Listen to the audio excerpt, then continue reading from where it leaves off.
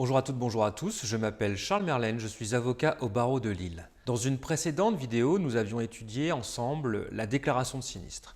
Et nous avions vu qu'un assuré qui fournissait une fausse déclaration à son assurance s'exposait soit à une déchéance de garantie, soit à des poursuites pour escroquerie à l'assurance. C'est cette notion d'escroquerie à l'assurance que je voudrais étudier plus précisément avec vous.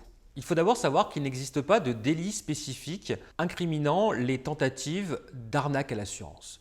Et ce qu'on appelle couramment les arnaques à l'assurance ou les fraudes à l'assurance sont en réalité poursuivies sous la qualification d'escroquerie. L'escroquerie se définit comme le fait, soit par l'usage d'un faux nom d'une fausse qualité, soit par l'abus d'une qualité vraie, soit par l'emploi de manœuvres frauduleuses, de tromper une personne et de la déterminer ainsi à remettre soit des fonds, des biens, des valeurs ou à fournir un service. On voit au travers de cette définition qu'il existe deux éléments constitutifs à l'escroquerie. Le premier élément constitutif est l'emploi de manœuvres frauduleuses.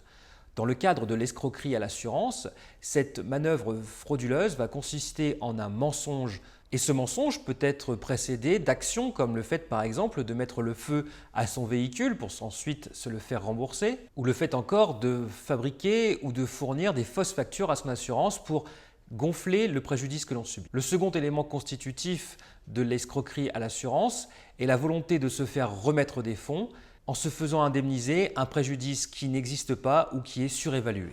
En pratique, c'est l'assurance qui va prévenir le procureur de la République si elle estime qu'elle a été victime d'une escroquerie ou d'une tentative d'escroquerie. L'assurance pourra ainsi déposer plainte et étoffer sa plainte par les éléments qu'elle a pu recueillir, voire par l'enquête qu'elle a pu diligenter. Il faut savoir que l'escroquerie est punie de 5 ans d'emprisonnement et de 375 000 € d'amende. Dans le cadre des escroqueries plus complexes, en bande organisée, la peine peut aller jusqu'à 10 ans d'emprisonnement et 1 million d'euros d'amende. Il faut enfin retenir que la tentative d'escroquerie ou la complicité d'escroquerie à l'assurance sont punies des mêmes peines. Voilà, j'espère que cette vidéo vous a intéressé. N'hésitez pas à la partager, à la liker ou à poser vos questions en commentaire.